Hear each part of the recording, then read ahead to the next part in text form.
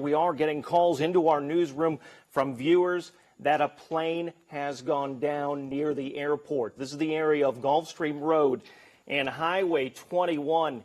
You see a large plume of smoke coming out from our WTOC Skycam. This is off in the distance, so you can imagine what it is like at the scene. We're also making phone calls, trying to get more details about what exactly happened. Yeah, we have just confirmed a few moments ago that a C-130 airplane crashed. That is a military plane. We have confirmed that with firefighters. 21 in Gulfstream Road. If you can, please avoid the area. Take a look at your screen right now. You can see the first responders heading out there. Who parked on the side of the road. You can see this is a serious situation. We have crews on the way. Look at that plume of smoke. We're getting all types of phone calls and viewer pictures in. We're going to get those for you right now. We also talked to a man who saw the plane go down. I spoke with him on the phone. If we have that sound, we're going to play that so you can hear a first-hand account of what happened. Okay, when we're driving down Dean Forest, going northbound, in between, I was watching the C-130 come in for a landing. Right when it came over to an open set of trees there, I saw it complete do a roll upside down. When it rolled upside down, it did a straight turn into the ground and went right into the ground. Just wanted to share that information with you right now that we're getting from Hunter Army Airfield, that none of their C-130s were in the air flying any operations today. All right, thanks, Sean. That is, I guess, a bit of relief for some that none of the Hunter Army Airfield planes were out, but we still don't know where this plane came from. That is a question we are hoping to get answers to soon. Well, I was going to say, obviously, the ANG on the back, American National Guard, right? Or Army National Guard, excuse me, on the back of there. So we are still trying to get more details on that about who would have been on that plane and what its mission was at the time that it crashed. Still trying to get more details on that, but what we do want you, cannot stress enough, please avoid that area near 21 Gulfstream Road.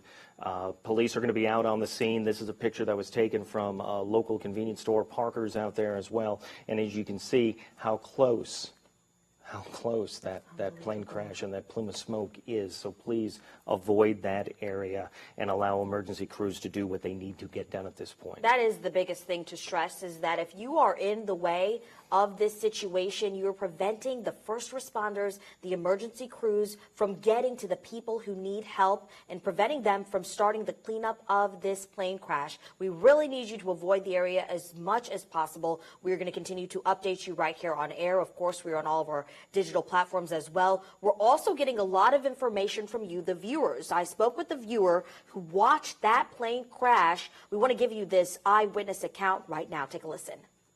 Okay, when we're driving down Dean Forest, going northbound, in between, I was watching the C-130 come in for a landing.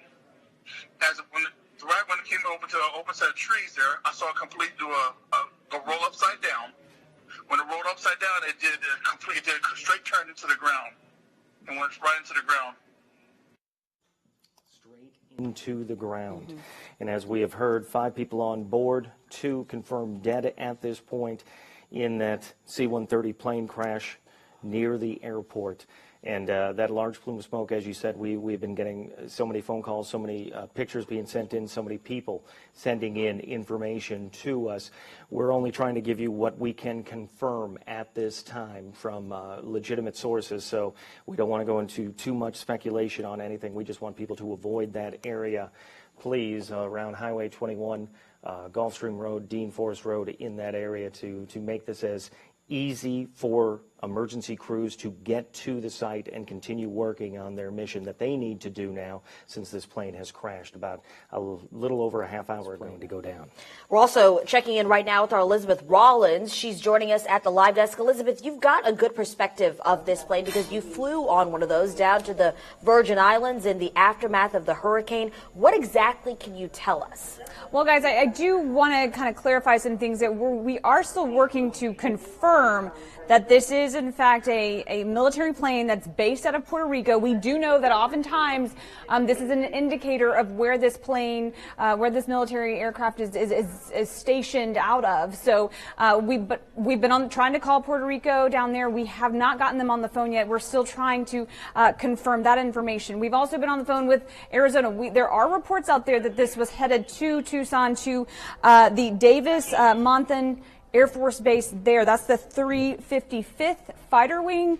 I've been on the phone with them. They could not confirm that information. And then I called back here at 165th here in Savannah, and they said that they are gathering a bunch of details. They're going to send out a news release in about 10 minutes or so. So hopefully we'll get a lot of that information confirmed here in the next few minutes. But yes, this is an example of a C-130. We do not know if this is the exact plane. We do know that this tail matches in terms of the Puerto Rico, the ANG, and then the numbers on this tail matches everything that we have seen from the scene video that you saw just a couple of minutes ago. But we don't know if that's an ID number for this plane. So this could be a different plane, but this just gives you an example of how big these military planes are. And like you said, Syria, we had the opportunity to fly in a Savannah C-130 right after Hurricane Maria. We went down to St. Croix and we loaded it up with 27,000 pounds of supplies. So that just gives you an idea of just how big these military planes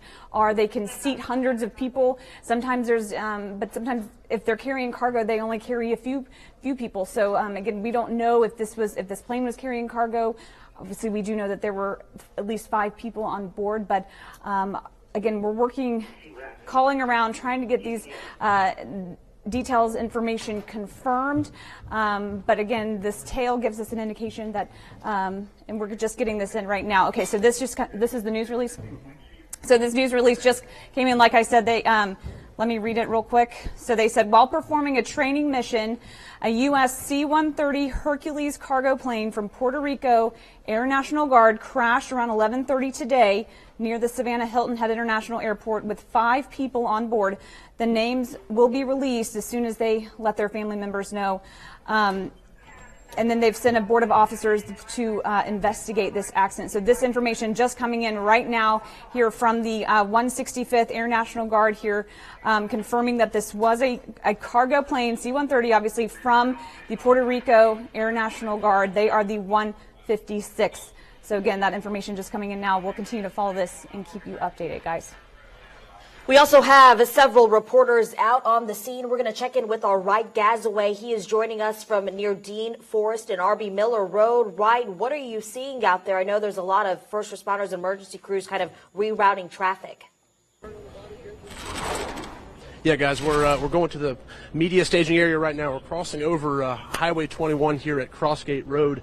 This is the scene here in the middle of U.S. Highway 21. As you can see, just that massive law enforcement presence. We're seeing just hundreds of police and first responders from basically every agency that touches Port Wentworth here. Port Wentworth is the lead investigation until the NTSB and the FAA get here. And this is really the first look at the scene we're getting. You can see right there down Highway 21, just a massive wreck scene. They're also looking on some nearby railroad tracks for parts of that plane. That's also where the helicopter was looking. Once again, you see Guyton fire here. You just see, as I said, first responders from every agency here. You can see the brass from the leaders of the Savannah Police Department here as well. The Effingham County Sheriff's Office PIO is going to be the contact for us, so we're trying to get some more information from her. She has confirmed it's a military plane crash, so all the information about any victims here will have to come from them. We'll keep staying out here, and as we get more information, we'll pass that along. For now, though, reporting live, Wright Gazaway, WTOC News. We're also learning about the impacts this is having right now at our airport, the Savannah Hilton Head International Airport, which is where we find WTOC's Amanda LeBreau. She joins us now live. So, Amanda, the big message and takeaway right now is to call your airline to see what impact this is having on your flight. Yeah, absolutely. So initially the airport was saying no impact on any flights, and I don't know if you can see this. I'm going to flip around. You can see a plane there coming in. So there are still flights happening here at the airport, but the big news is that your flight may be delayed. On the airport website, and they have a really handy place where you can check your flight status.